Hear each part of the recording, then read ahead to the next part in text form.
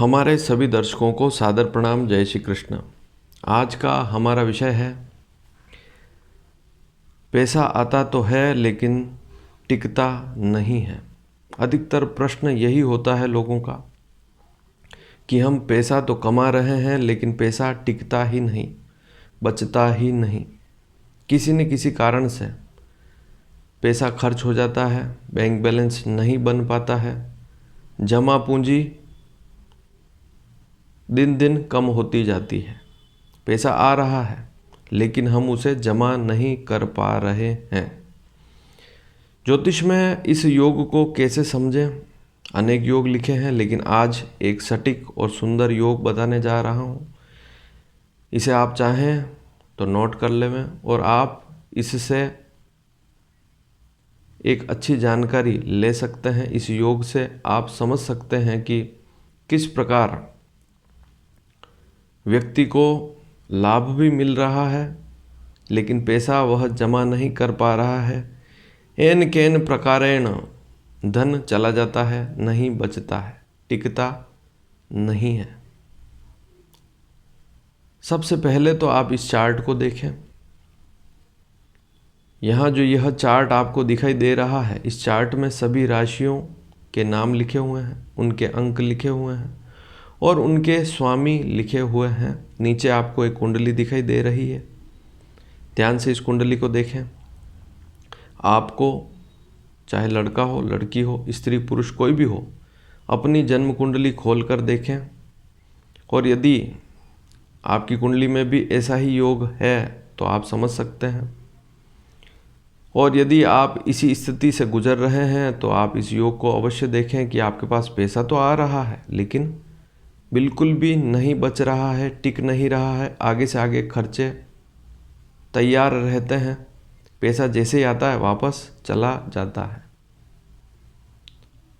तो आपको अपनी जन्म कुंडली ही खोलकर देखनी है, अन्य कोई भी कुंडली खोलकर नहीं देखनी है। जन्म कुंडली अर्थात लग्न कुंडली खोलकर अवश्य देखें। और कुंडली में द्वितीय भाव अर्थात दूसरा भाव, व्यय भाव अर्थात खर्च भाव अर्थात 12वां भाव, 12वां भाव जो होता है द्वादश भाव, 12वां भाव, इसे हम खर्च का भाव कहते हैं, उसे भी अवश्य देखें। और तीसरा है भाग्य भाव, नवम भाव। ध्यान से देखें इस चार्ट में द्वितीय भाव, 12वां भाव और नवम भाव, इन तीन भावों को ध्यान से देखें, तीनों भावों को ध्यान से समझें।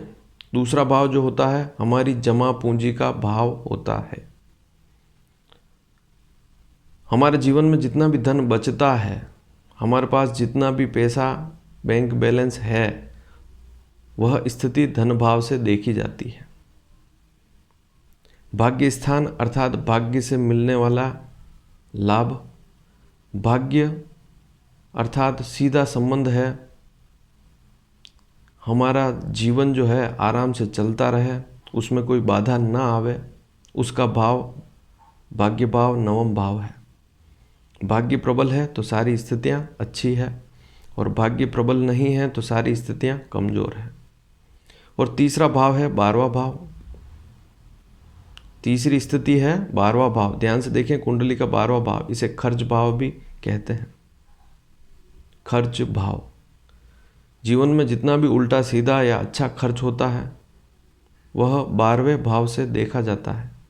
इसे द्वादश भाव भी कहते हैं, व्यय स्थान कहते हैं, खर्च। अब इस योग को कैसे देखें कि पैसा आता तो है लेकिन टिकता ही नहीं, बचता ही नहीं।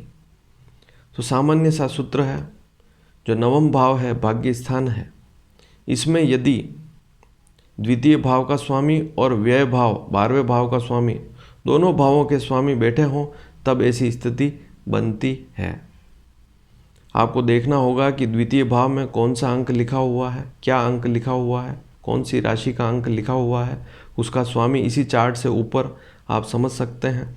और 12वें भाव में क्या अंक लिखा हुआ है, उसका स्वामी कौन है, इसी चार्ट से आप ऊपर लिखा हुआ आप समझ सकते हैं। जैसे उदाहरण से समझ लें, यदि आपकी कुंडली में द्वितीय भाव में 1 या 8 का अंक लिखा हुआ है तो मंगल स्वामी होगा, 2 और 7 का अंक लिखा है तो शुक्र स्वामी होगा, 3 या 6 का अंक लिखा हुआ है, या तो 3 होगा या 6 का अंक लिखा होगा द्वितीय भाव में, तो बुध स्वामी होगा।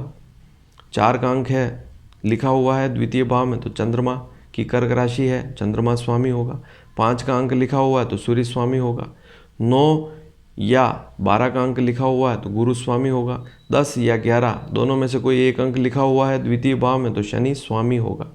तो द्वितीय भाव में जो भी अंक लिखा हुआ है उसके स्वामी को खोजें, पता लगाएं इसी चार्ट से।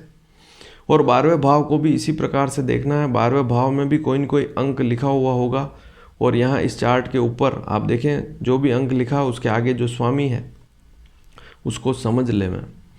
और इन दोनों भावों के स्वामी अर्थात धन भाव द्वितीय भाव का स्वामी और 12वें भाव का स्वामी व्यय खर्च भाव का स्वामी, दोनों भावों के स्वामी यदि नवम भाव में बैठे हों एक साथ, तो ऐसी स्थिति में व्यक्ति के पास पैसा आएगा लेकिन बचेगा नहीं।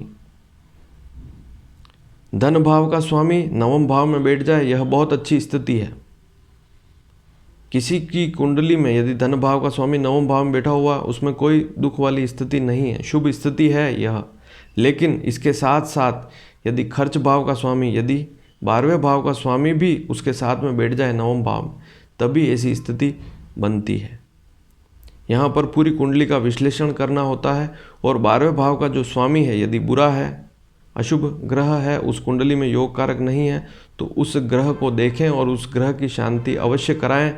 उसकी शांति कराएंगे, उस